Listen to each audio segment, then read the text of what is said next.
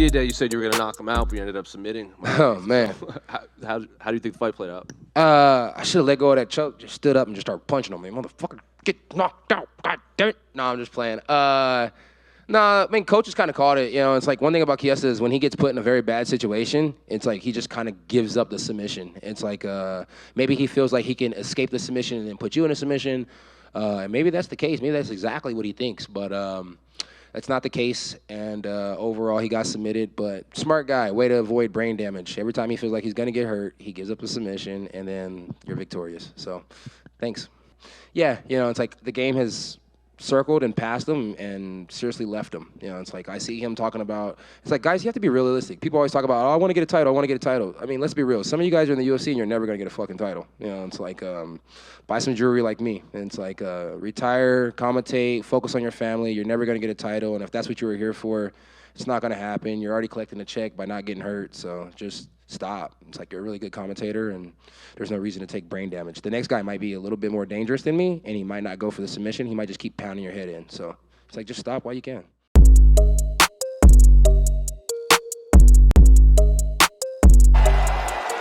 Congratulations, sir.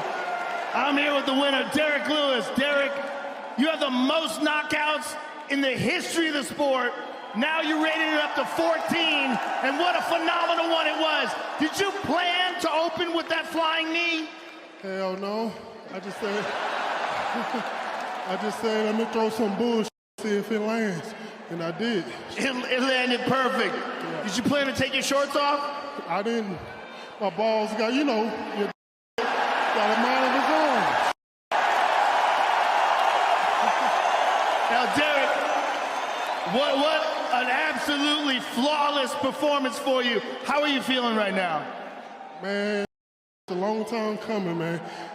I've been wanting to for 2 years now. I finally hit somebody. I'm happy in my. What's next for you? We'll see. I'm a free agent now, so hopefully I can get another contract with the UFC. If not, it is what it is. Well, we want to see you stay here, man. We love you very much. And you're one of the most exciting guys to ever compete in the sport. I appreciate everybody for coming out.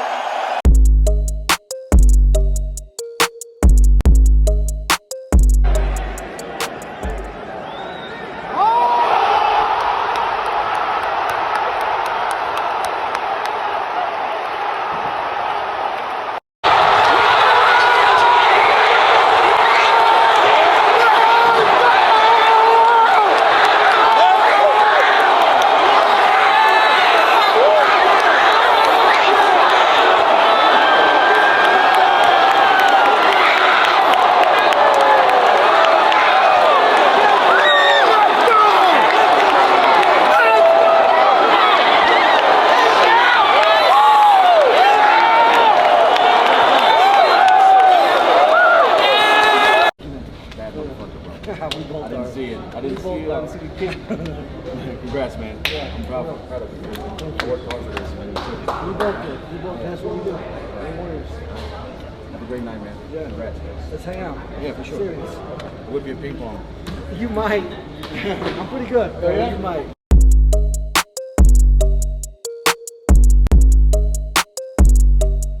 Justin, congratulations. Obviously, the BMF belt, avenging a loss, another highlight reel finish. I mean, what did this performance mean for you tonight? Life's crazy, man. You know, I thank God every day for this ride, and it means everything. Yeah, to feel to work that hard for something and find success is a special feeling. It's awesome. You knew there would be some adversity going in, right? He stung you a little bit in the opening round. Were there any surprises or anything different this time around that you weren't expecting? I was surprised by myself, you know, how good I fought. It was amazing. That's a nice thing to be surprised about. Nothing that he did in there that bothered you, that the left hand that he landed? Yeah, I really didn't want to get hit by it, but today my coach said, don't worry about it. That's not what we're worried about. We're worried about fighting a fight, fighting your fight. And I went in there and I did that. I love it. You said, as you mentioned, you were throwing the high kick early on, right? I mean, when you're throwing it out there, were you like, oh, this is going to be the shot that ultimately catches him? No way. It's a second at a time in there. So, you know, I didn't even really understand that was working. in the first round. I just was trying not to get hit by that left hand pretty much. I mean, it would seem very much the winner of Islam and Charles would be next for you. I mean, is there anything else in the division, any other matchup, anything that makes sense other than you versus the winner of that fight? We'll see, man. The UFC is the guys. They make the calls. So we'll see what happens. I have no idea. Want to be a backup so that you're involved? I mean, is that anything that appeals to you? I'd want to go watch it. Yeah. I don't think I'd want to be a backup.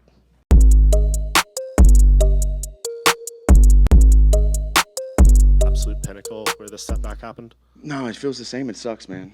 It really does. You know, I've lost big fights before and sat here and cried in front of you guys, and I'm trying not to do that now. You know, I put a lot into this. It means a lot to me, but I got to be able to take it. You know, I dish it out. I got to take it. It just sucks. I really wanted the belt. You know, that's a legacy fight for my career. But it is what it is. You know, this is fighting. You know. There's no sympathy. I signed up for it. I knew what I was getting into. And that's why we love it, because anything could happen.